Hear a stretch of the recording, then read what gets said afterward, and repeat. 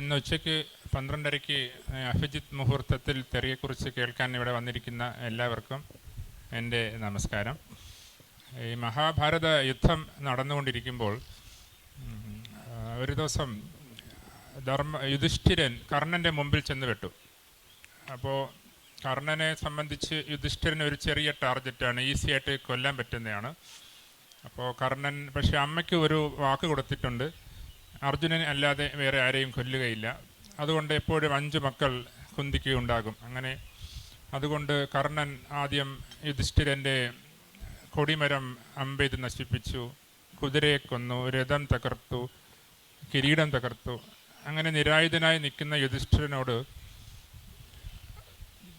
കർണൻ പറഞ്ഞു, അപ്പോടെ പോയി തരത്തിന് കളിയടെ എന്ന് പറഞ്ഞ് വെറുതെ വിട്ടു.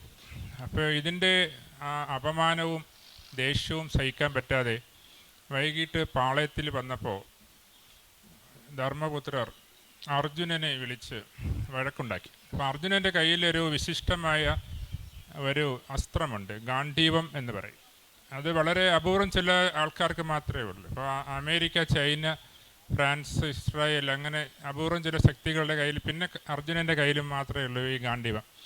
അപ്പോൾ ഈ ഗാണ്ഡീവം നീ എന്തിനിടെ ഇത് തൂക്കിയിട്ടുകൊണ്ട് നടക്കുന്നത്, അത് ഒടിച്ച് തോട്ടിക്കളയാത്തെന്ത് എന്ന് ചോദിച്ചു.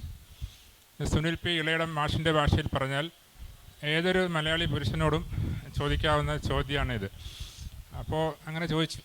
അപ്പോഴേക്കും ഈ അർജുനൻ ഒരു ശപഥം ചെയ്തിട്ടുണ്ടായിരുന്നു, ഗാണ്ഡീവത്തെ ആരെങ്കിലും കുറ്റം പറയുകയാണെങ്കിൽ അയാളെ ഞാൻ തൽക്ഷണം വധിക്കുന്നതായിരിക്കും. അങ്ങനെ കൊല്ലാൻ വേണ്ടി അർജുനൻ ധർമ്മപുത്രരെ കൊല്ലാൻ വേണ്ടി വാളെടുത്തു. അപ്പോഴേക്കും കൃഷ്ണൻ ചാടി വീണു. ഇവിടെ അപ്പുറത്താണെങ്കിൽ 100 പേരുണ്ട്, ഇവിടെ ആകെ 5 പേരേ ഉള്ളൂ. അത് ഇവന്മാർ തന്നെ തമ്മിൽ തല്ലി ചത്തുപോയാൽ പിന്നെ യുദ്ധം അങ്ങോട്ട് മുന്നോട്ട് പോകത്തില്ലല്ലോ. അപ്പോൾ കൃഷ്ണൻ അർജുനോട് ചോദിച്ചു, നിങ്ങൾ എന്താണ് ശപഥം ചെയ്തത്? അപ്പോൾ അർജുനൻ പറഞ്ഞു, ഗാണ്ഡീവത്തെ കുറ്റം പറയുന്നയാളെ ഞാൻ വധിക്കും എന്നാണ്. അപ്പോൾ കൃഷ്ണൻ പറഞ്ഞു, വധം എന്ന് പറഞ്ഞാൽ പലതരത്തിലുള്ള വധമുണ്ട്. അതിൽ പ്രമുഖമായ ഒന്ന് തേജോവധം എന്ന് പറയും. എന്ന് പറഞ്ഞാൽ ചേട്ടനാണ്, ധർമ്മപുത്രരാണ്, ഭാവിയിൽ രാജാവാകേണ്ട ആളെ എന്നൊന്നും വിചാരിക്കാതെ നേരം വിളിക്കുന്നവരെ കണ്ണും പൊട്ടി തെറി വിളിച്ചോളൂ എന്ന് പറഞ്ഞു. അങ്ങനെ അർജുനൻ തെറി വിളിച്ചത് കൊണ്ട് ഒരു കൊലപാതകം ഒഴിവായി.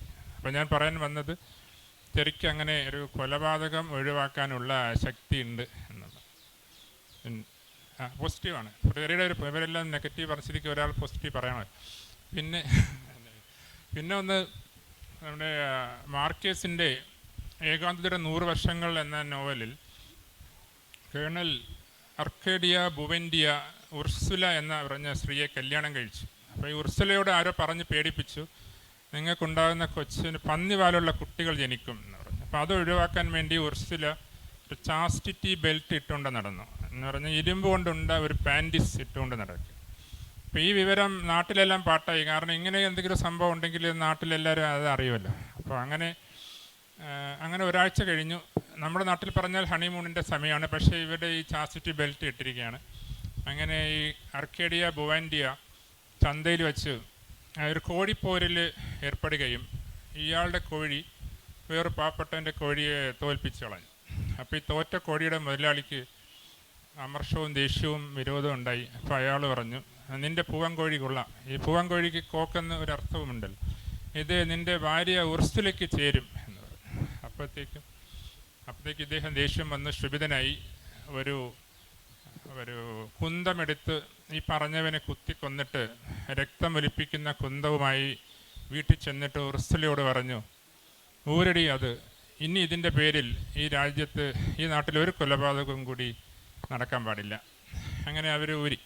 അപ്പോൾ പിറ്റേ ദിവസം വൈകുന്നേരം ഉർസുല ചായയും ഉള്ളിയോടെയും കഴിച്ചുകൊണ്ടിരുന്നപ്പോൾ ഉർസുല ആലോചിച്ചു, ഈ ചന്തയിൽ കോഴിപ്പോരിൽ തോറ്റ സമയത്ത് അർക്കേദിയോ ബുവേന്ദിയ അയാളെ 10 തെറി വിളിച്ചിരുന്നെങ്കിൽ ഒരു കൊലപാതകം ഒഴിവാക്കാമായിരുന്നു. മാത്രമല്ല വീട്ടിൽ വന്ന് എന്നെ 2 തെറി വിളിച്ചിരുന്നെങ്കിൽ ഞാൻ അത് ഊരുകയും ചെയ്തേനെ. അപ്പോൾ ഈ കൊലപാതകവും ഈ 2 പ്രശ്നവും സോൾവ് ചെയ്തേനെ. അപ്പോൾ ഞാൻ പറയാൻ വന്നത് ഈ ഭാഗം, പക്ഷേ അവസാനം പറഞ്ഞ ഭാഗം മാർക്കേസ് എഴുതാൻ മറന്നുപോയി. അത് എൻ്റെ കുറ്റമല്ല, ബാക്കി അതിനകത്തുണ്ട്.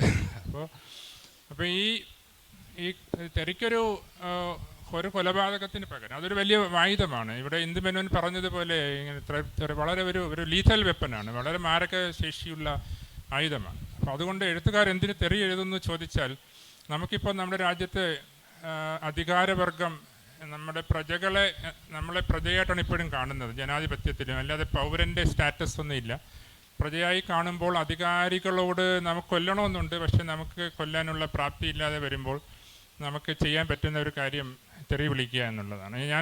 എനിക്ക് തോന്നുന്നത് നിങ്ങൾ ഇങ്ങോട്ട് വരണ വഴിക്ക് തന്നെ റോഡിൽ ട്രാഫിക് ബ്ലോക്ക് ഉണ്ട്, കുണ്ടും കുഴിയും കണ്ട് എത്രയോ തെറി വിളിച്ചിട്ടായിരിക്കും ഇവിടെ എത്തിച്ചേർന്നിട്ടുണ്ടെന്ന് തോന്നുന്നു. അപ്പം നമുക്ക് തോക്കെടുത്ത് വെടിവെക്കാൻ പറ്റത്തില്ല.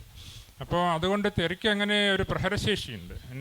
എൻ്റെ വ്യക്തിപരമായി ചോദിച്ചാൽ, ഞാനൊരു സറ്റയറിസ്റ്റ് ആയതുകൊണ്ട് സറ്റയറിസ്റ്റിൻ്റെ ആക്ഷേപഹാസ്യം തന്നെ ഒരു ലീഥൽ വെപ്പണാണ്. അതൊരു മാരകമായ ആയുധമാണെന്നിരിക്കെ അതിന് ഒരു ഏറ്റവും ഫലപ്രദമായ ഒരു ടൂള് തെറിയാണ്. പിന്നെ വാക്കുകൾക്ക് ശക്തിയുണ്ട്, വാക്കുകൾക്ക് ഇടയ്ക്ക് ഒരു ന്യൂക്ലിയസ് ഉണ്ടെന്ന് ഈയിടെ പ്രിയദർശനൻ പറഞ്ഞു. വാക്കുകളിൽ ഉള്ള പൊതുവായ വാക്കുകൾ ഏറ്റവും പവർഫുള്ളായ വാക്ക് തെറിയാണ്. അതുകൊണ്ടാണ് ചില കാമുകന്മാർ ഏറ്റവും സ്നേഹത്തിൻ്റെ ഏറ്റവും തീക്ഷ്ണമായ സന്ദർഭത്തിൽ തെറി വിളിക്കുന്നത്, പരസ്പര സ്നേഹം കൊണ്ടും തെറി വിളിക്കുന്നത്. ചിലർ ഇണചേരുമ്പോൾ തെറി വിളിക്കും എന്ന് പറഞ്ഞ് ഈ ചന്തയിലൊക്കെ കാണുന്ന പോലെ, ചന്തയെ കുറ്റം പറഞ്ഞതല്ല, ഏറ്റവും മോശമെന്ന് കരുതുന്ന തെറികൾ പറ വിളിക്കണമെന്ന് ആഗ്രഹമുള്ള വളരെ കുലീനരായ, അതർവൈസ് കുലീനരായ മനുഷ്യരുണ്ട്. അപ്പോൾ അങ്ങനെ തെറിക്ക് അങ്ങനെ ഒരുപാട് പ്രാക്ടിക്കൽ ആപ്ലിക്കേഷൻസ് ഉണ്ട് എന്നുള്ളതാണ് എനിക്ക് തെറിയെക്കുറിച്ച് ഒന്ന് പറയാനുള്ളത്. പിന്നെ ഈ കപട സദാചാരത്തിനെതിരെയുള്ള കപട സദാചാരം യഥാർത്ഥത്തിലൊരു നമ്മുടെ ഒരു വരേണ്യമായ ഒരു ഹെജിമണിയാണ് എന്ന് പറഞ്ഞാൽ, നമ്മുടെ വെജിറ്റേറിയൻ നല്ലതാണെന്ന് പറയുന്ന പോലെ, അഹിംസ നല്ലതാണെന്ന് പറയുന്നത് പോലെ, ചില വരേണ്യമായ വാക്കുകൾ ഉപയോഗിക്കുന്നവർ മഹാന്മാരാണെന്ന് പറയുന്ന പോലെ, ചില ജാതിയിലുള്ള മനുഷ്യരുടെ സ്വാഭാവികമായ വാക്ക് പോലും തെറിയാണെന്ന് വിവക്ഷിക്കുന്നുണ്ട്. ഞാൻ ശബ്ദധാരാവലി എടുത്ത് നോക്കിയപ്പോൾ ഇടയ്ക്ക് ഞാനൊരു കഥയിൽ തെറി എഴുതി എന്ന് പറഞ്ഞ് എന്നെ ഒരാൾ കേസ് കൊടുക്കുകയും പോലീസ് കമ്മീഷൻ എന്നെ ചോദ്യം ചെയ്യാൻ വിളിച്ചു. അപ്പോൾ അദ്ദേഹം അടിയിൽ കുറേ വര ഇട്ടിട്ടുണ്ടായിരുന്നു. അതിലൊരു വാക്ക് തന്ത എന്നുള്ളതാണ്. അത് തന്ത തെറിയാണെന്നാണ് പുള്ളി കേസ് കൊടുത്ത ആൾ പറഞ്ഞിരിക്കുന്നത്. അപ്പോൾ ഞാൻ ശബ്ദധാരയിൽ നോക്കിയപ്പോൾ തന്ത അച്ഛൻ എന്നിട്ട് ബ്രാക്കറ്റിൽ താണ ജാതിയിലുള്ളവർ വിളിക്കുന്നത്. അപ്പോൾ അങ്ങനെ ഒരുപക്ഷെ ജാതീയമായ ഒരു തട്ട് വ്യവസ്ഥ ഉണ്ടാവുകയും ചില ജാതിയിലുള്ളവർ വിളിക്കുന്ന സ്വാഭാവികമായ വാക്ക് തന്നെ തെറിയാണെന്ന് പറയുന്നു. അപ്പോൾ രണ്ടാമത് അവരെ അടിയിൽ വരയിട്ട വാക്ക് വാണം എന്നുള്ളതാണ്. അതിൻ്റെ അർത്ഥം അമ്പ് എന്നാണ്. ശബ്ദധാരാവലിയിൽ അത് എല്ലാ ജാതിയിലുള്ളവരും അങ്ങനെ തന്നെ ഉപയോഗിക്കാവുന്നതാണ്. പിന്നെ നമ്മൾ ചില വാക്കുകളെ അങ്ങനെ പിൽക്കാലത്ത് തമാശയ്ക്കൊക്കെ പറയുന്ന വാക്ക് പോലും തെറിയായി കരുതുന്നത് കൊണ്ട്, ഇപ്പോൾ ഏത് വാക്കെയും, എൻ്റെ അമ്മൂമ്മയുടെ വീഡിയോ കോൺ എന്ന് പറഞ്ഞാലും തെറിയാണ്. ആ വീഡിയോ കോണിൽ തെറിയൊന്നുമില്ല. പക്ഷേ ഇനി അങ്ങനെ 10 പേർ പറയുകയാണെങ്കിൽ 11ാമത്തെ ആൾ അത് പറഞ്ഞാൽ കേസ് കൊടുക്കുന്ന ഒരു ഒരു സമൂഹത്തിലാണ് നമ്മളുള്ളത്. പിന്നെ എഴുത്തുകാർ വളരെ ദൈവികമായ ദൈവത്തിൻ്റെ ആൾക്കാർ, പ്രജാപതി, കവിരേവ പ്രജാപതിയാണ്. അതുകൊണ്ട് ഏറ്റവും സംശുദ്ധമായ ഒന്ന് എഴുതാവൂ എന്നൊരു പഴയ നെറേറ്റീവുണ്ട്. അപ്പോൾ ഇന്ദു മേനോനൊക്കെ നമ്മളിപ്പോൾ ദേശാഭിമാനി നമ്മൾ വായിക്കുന്നുണ്ട്.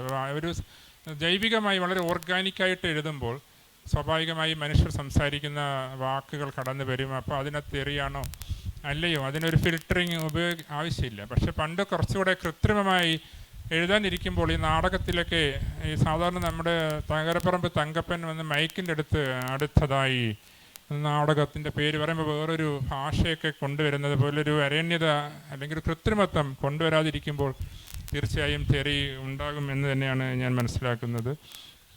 അതുകൊണ്ട് എഴുത്തുകാരൻ എന്തിന് തെറി എന്ന് എഴുതുന്നു എന്ന് ചോദിച്ചാൽ, അത് ഒന്നാമതായി അത് പാർശ്വവൽക്കരിക്കപ്പെട്ടവൻ്റെ അല്ലെങ്കിൽ അധികാര പവർ ലാഡറിൽ താഴെ നിൽക്കുന്ന, അധികാരം പോലീസോ പട്ടാളമോ ഉപയോഗിച്ച് അധികാരപ്രയോഗം നടത്താൻ പറ്റാത്ത ഒരാളിൻ്റെ ഏറ്റവും ഒരേ ഒരു ആയുധമാണ്, ഏറ്റവും മൂർച്ചയുള്ള ഒന്നാണ്. ഇപ്പോൾ നമുക്ക് ബെൻസ് കാറിൽ പോകുന്ന ഒരാൾ, ഞാൻ ബെൻസ് കാറിനെതിരാണെന്ന് കരുതണ്ട, പോകുന്ന ഒരാൾ ഓട്ടോറിക്ഷക്കാരനെ ചെളി തെറിപ്പിക്കുമ്പോൾ അയാൾ വിളിക്കുന്നത് തെറിയാണ്.